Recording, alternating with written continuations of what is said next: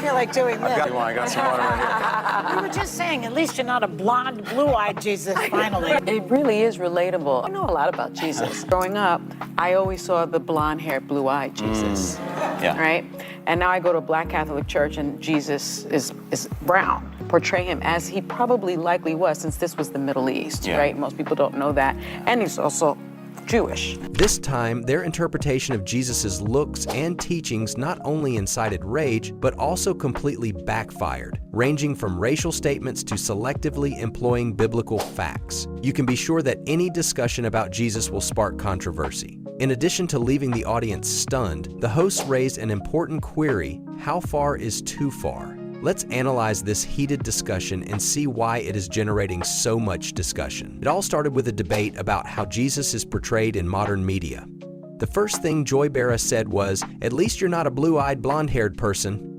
When Jesus finally made her comment, the panel chuckled, but it established the tone for the rest of the discussion. Sunny Hostin then chimed in and talked about her experience seeing Jesus depicted as brown in a Black Catholic church. She continued, "I always saw a blonde-haired, blue-eyed Jesus growing up, but now I see him as he likely was. For many viewers, this seemed like just another attempt to make a religious conversation into a divisive one, even though it might have seemed like an innocent observation." At her congregation, Sunny's comment about the brown Jesus quickly drew criticism.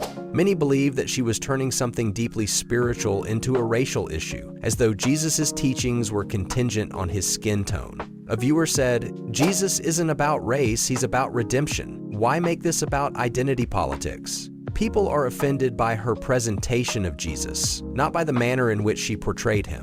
I feel like I should bless myself. I feel like doing this. I got some water here. He's got I some can water. help the water if you want. I got some water right here. We were just saying, at least you're not a blonde, blue-eyed Jesus, finally. Yeah, I think we've gone a little more authentic to who Jesus might have actually been. Jewish. You already did. Yeah, Yes, the mere but presence. yes. But Joy Bear then brought up a scenario where Jesus stands up for marginalized groups, which turned the conversation into a political one. Obsession with what is clean and unclean goes farther than God intended and does no good for anybody but yourself. We tithe everything so the poor can benefit, down to the smallest plants grown in our gardens. And to that I say, woe to you Pharisees! You tithe mint and dill and cumin, measuring carefully the last speck while neglecting what is actually important of the law: justice and mercy and faithfulness.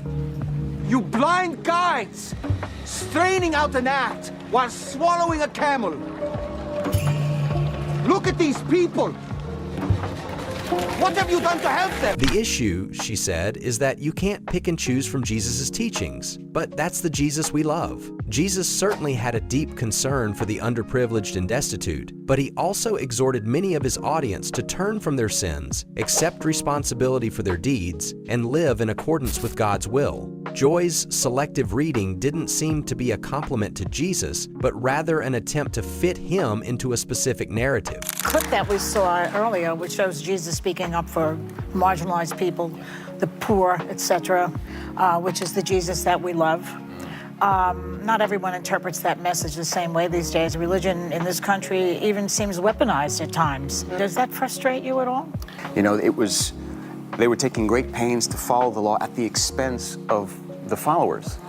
And there was injustice in that. The host continued by discussing Jesus' likely appearance. When he claimed that many people don't know that Israel is in the Middle East, viewers took to social media to point out that anyone who has read the Bible or even glanced at a map was aware of Israel's location. The most shocking thing about the discussion, though, was how nonchalantly people usually seem to mention Jesus' physical attributes, almost objectifying him. One critic had the finest way to put it: Jesus' message and sacrifice, not his appearance, are what make him unique. This segment became viral as a result. It struck a chord with many who feel that the media regularly misrepresents their beliefs. But more importantly, it highlighted a rising discontent with how the media handles religious and spiritual matters.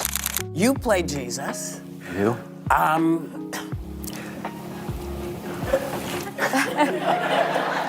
I'm Catholic. You gotta watch this show about Jesus. I was like, I know a lot about Jesus. I think there's always more to learn. There's always more to learn, and what that's, you're so profound. I think what was fascinating to me is growing up, I always saw the blonde-haired, blue-eyed Jesus, right?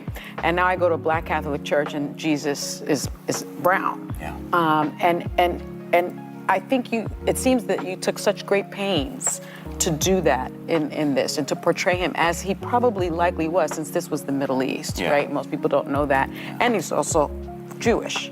Your cast is extremely diverse. Was that important to you and to your director, Dallas Jenkins, when this was coming together? Was that intentional? This episode of The View isn't about a single topic. Rather, it's a part of a broader pattern that shows how readily religious conversations may be reframed as ideological or political disputes, losing sight of their core meaning. Jesus' message was one that we should all be able to agree with, regardless of our backgrounds: love, forgiveness, and truth.